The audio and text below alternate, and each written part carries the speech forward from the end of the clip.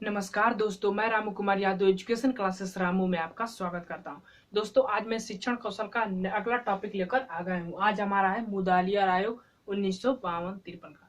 तो पिछली जितनी भी मैं वीडियो बनाया हूं, जैसे मैंने स्वतंत्रता के पूर्व की शिक्षा के संबंध में वीडियो बनाया, उसमें कई टॉपिक आते हैं, उनकी मैंने वीडियो बना चुका हूँ। अब हमारा स्वतंत्रता के पश्चात की शिक्षा चल रहा है।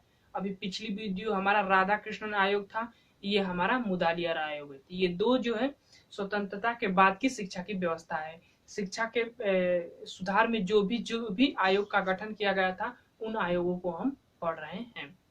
तो अगर आप प्राइमरी सुपर टेट की तैयारी करते हैं तो आप इस वीडियो को जरूर देखें। वीडियो पसंद आए तो चैनल को लाइक करें, शेयर करें, सब्सक्राइब करें। तो चलिए दोस्त, अपने हम टॉपिक पर चलते हैं। देखिए, ये जो शिक्षण कौशल का है वो 10 नंबर का प्राइमरी सुपर टेट में बनता है। वहां यहाँ से प्रश्न नंबर, तो इसमें जो वर्तमान भारतीय समाज जो प्रारंभिक शिक्षा, उसका के अंतर्गत ये टॉपिक आता है। तो अब हम आज पढ़ेंगे मुदालियार आयोग को। तो अगर हम मुदालियार आयोग की बात करें तो सन 1949 में जो केंद्रीय शिक्षा सलाहकार बोर्ड है, उसने सरकार से आग्रह किया कि माध्यमिक शिक्षा के विकास के लिए या सुधार के लिए एक आयोग की स्थापना किया जाए। तो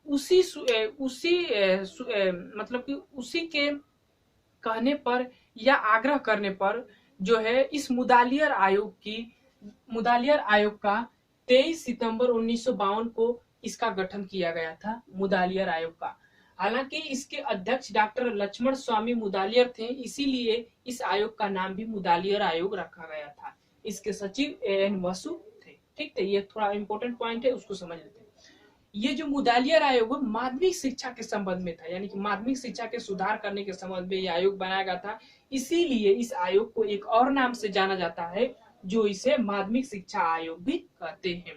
तो ये इंपोर्टेंट पॉइंट है, प्रश्न बना है पिछले एग्जामों में कि माध्यमिक शिक्षा आयोग किसे कहते हैं, तो मुदालियार आयोग ऑप्शन में था, इसको टिक किया गया था। तो मुदालियार आयोग से ये सबसे ज्यादा प्रश्न बनने वाला है। तो याद रखिएगा, मुदालियार आयोग को माध्यमिक शिक्षा आयोग कहा जाता है। माध्यमिक शिक्षा के विकास के लिए या सुधार करने के लिए इस आयोग का गठन किया गया था।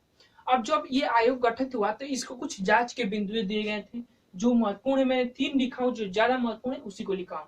तो जांच के बिंदु पहला था कि माध्यमिक विद्यालयों का निरीक्षण करना, जो माध्यमिक क्षेत्र के विद्यालय थे उसका निरीक्षण करना इस आयोग का कार्य था। और पिछले माध्यमिक क्षेत्र में जितने कार्य हुए, मतलब कि पिछले माध्यमिक क्षेत्र यानी कि माध्यमिक शिक्षा के क्षेत्र में जितने भी कार्य हुए वो सही ढंग से चल रहे हैं या नहीं, उसकी भी इनको जांच करना है। और तीसरा है माध्यमिक शिक्षा के सुधार हेतु सुझाव देना कि इसमें क्या क्या नए तरीके अपनाए जाए या नीतियां बनाई जाए, जिससे माध्यमिक शिक्षा में ज्यादा से ज्यादा सुधार किया जा सकता है। अब जब इस आयोग ने पूरी भारत के जो माध्यमिक शिक्षा के क्षेत्र के विद्यालय थे उसका निरीक्षण किया, उसके आधार पर इन्होंने सुझाव दिया। देखिए, जो मेन बातें हैं उसी चीज को मैं बता रहा हूँ छोटा छोटा वीडियो बनाकर। तो इन्होंने क्या सुझाव दिया उसको समझते हैं। पहला सुझाव जो बहुत महत्वपूर्ण है, इन्होंने कहा कि शिक्षा की अवधि 7 वर्ष होनी चाहिए। माध्यमिक शिक्षा की जो अवधि 7 वर्ष होनी चाहिए। 11 से 17 वर्ष इन्होंने चुना। अब इन्होंने कहा कि 3 वर्ष का जो कोर्स है वह जूनियर शिक्षा यानी कि 6, 7, 8 का जो कोर्स है उसको जूनियर क्षेत्र में रखा गया, शिक्षा के अंतर्गत रखा गया। और 4 वर्ष का उच्च माध्यमिक क्षेत्र में रखा गया था, जो कि 9, 10, 11, 12 को आता है। ठीक, तो 4 वर्ष को उच्च माध्यमिक शिक्षा के क्षेत्र में रखा जाए।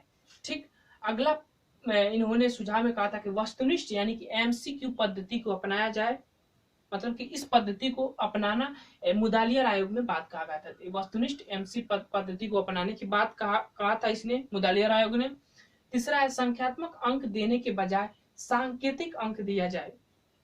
अब आप इस समय देख रहे होंगे कि ग्रेड दिया जा रहा है कि ABCD, तो वह सांकेतिक अंक दिया जाए, इस तरह से इस आयोग ने सुझाव दिया था। डायरेक्ट अंक न दिया जाए, मतलब कि संख्यात्मक अंक देने की बात ये नहीं करता है। ठीक, चौथा है ग्रामीण विद्यालयों में कृषि शिक्षा दिया जाए, मतलब कि जो ग्रामीण क्षेत्र के विद्यालय है उसमें कृषि शिक्षा के बारे में जानकारियां दिया जाए या शिक्षा दिया जाए। और पांचवा है बालिकाओं को गृह विज्ञान की शिक्षा दी जाए। जो बालिकाएं हैं, लड़कियां हैं, उनके लिए गृह विज्ञान की जो शिक्षा है, व्यवस्था है, वो किया जाए।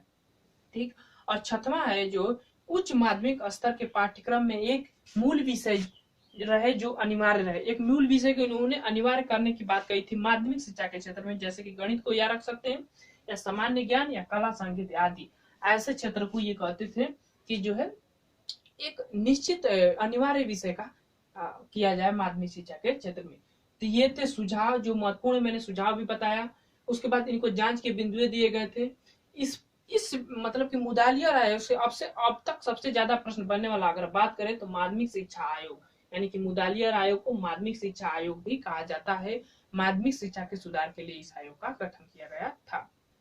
तो सबसे ज्यादा अभी तक यहाँ से यही प्रश्न बना हुआ है, और बाकी सुझाव हर चीज में दिया रहता है। इसमें भी महत्वपूर्ण है, ये पहला सुझाव इसका ज्यादा महत्वपूर्ण है, और ये वस्तुनिष्ठ वाला मतलब कि सुझाव देखे तो सभी महत्वपूर्ण है। जब आप इस चीज को लिखेंगे पढ़ेंगे तो आपको समझ में आ जाएगा। तो आशा करता हूँ कि ये जो मुदालियर आयोग हमने उठाया था ये आपको समझ में आ गया होगा। अगर आप प्राइमरी सुपर टेट की तैयारी करते हैं तो ये शिक्षण कौशल के 10 नंबर के पार्ट के अंतर्गत ये आने वाला टॉपिक है, तो इसको जरूर देखें। अगर वीडियो पसंद आए तो चैनल को लाइक भी करें, और साथ साथ एक भी याद रखें, हमारा इंस्टाग्राम जो है इस नाम से रामू यादव 1 के नाम से याद वन के आप हमारे इंस्टाग्राम पर जाकर फॉलो करें, वहाँ अच्छे पीडीएफ स्टडी से संबंधित मिलते हैं। तो चलिए दोस्त, हम वीडियो को समाप्त करते हैं। वीडियो पसंद आए तो चैनल को लाइक करें। Thank you for watching this video.